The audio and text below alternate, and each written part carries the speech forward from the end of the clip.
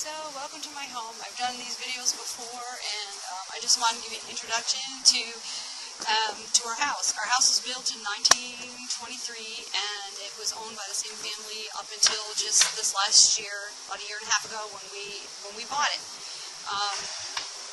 So, our yard is pretty big. We have almost, I don't know, a half acre, an acre. I don't know. I don't care. It's big for me. So one of the ugly staples of our backyard is actually on the side of the house, and it's this big, awful oak tree that is just hanging and being choked by all these vines, just ready to die at any time. One of the vines in the backside is bigger than that tree that you see to the left of it. We've tried making some nice decorations and things to the yard, but it's just so hard, and it's got these old railroad ties that I don't know how long they've been here, but we've worked on the deck a little bit, and even my husband even went in and built a bench that you can see back there on some old wood, which is kind of cool. But we want to get things more modernized.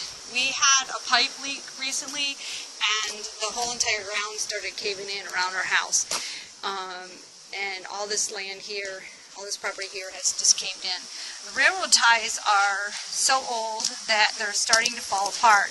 You can see right here it's chipping, and if I step on it, it probably would break. We have a couple of them over here that have. See there? You can also see all of our wood. We've been cutting down some trees and trying to get things situated.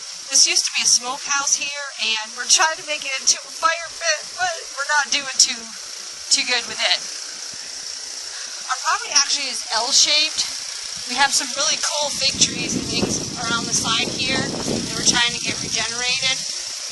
But our property comes up this way, and then we have this big ugly pole here. I don't know, it looks like it was a pole for a sign or something, I'm not sure.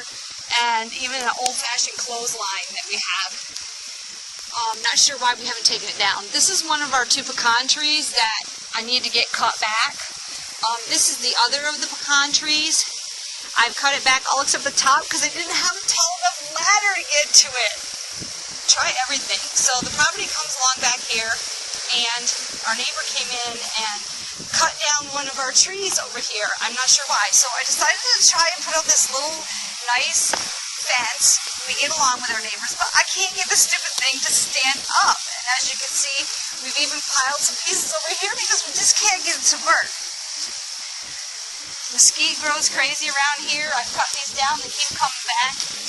This is the other back side of our property that I'm working on trying to get these things all cut down, and some of that's poison ivy. This is along the back of the property on the one side here, and I've lined it with just stuff. The lady that owned this house before, she was so good. All of these things back in here are all flowers and stuff that she worked on. It's ornamental grasses. I came in here recently to kill the poison ivy and accidentally killed some of the ornamental grass, as you can see. But this borders onto the city's property. I came in last year, my dad came in, and we cut down all the dead trees, and now you can see even the thorns and stuff are growing back in. I've tried to kill those and get them out, get out the poison ivy. But it just, whatever is put here, it's just so horrible. The trees I like because it's the only fence line that we have protecting our property from the people that walk by. Hey! So this is all along the back of the property here. You can see all the railroad ties. That is actually, the railroad ties is actually our property line. But they're all rotting and falling apart, and then of course you have places like this where it's open, and then it comes around, the property comes around and goes back behind the garage. We tried putting off a tire swing. Our kids are 10 and 13, but that didn't work too well. And we've also, there's some tree limbs here. I'm not sure where they've come from. Oh, from out front. My husband must have put them back here. I gotta cut them up. And we've made kind of a wood pile back here. We have some of it covered, but there's just been so much pecan wood that we can't seem to get a hold of it. And this is the back of the other man's property, which is actually kind of nice when he takes care of it, and along the back of the garage. I wanted to plant fruit trees all along in here, and maybe have some kind of a small garden down here.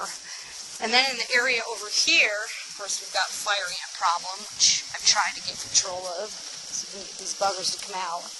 Hey dude, what's up? What's up? How's school? What?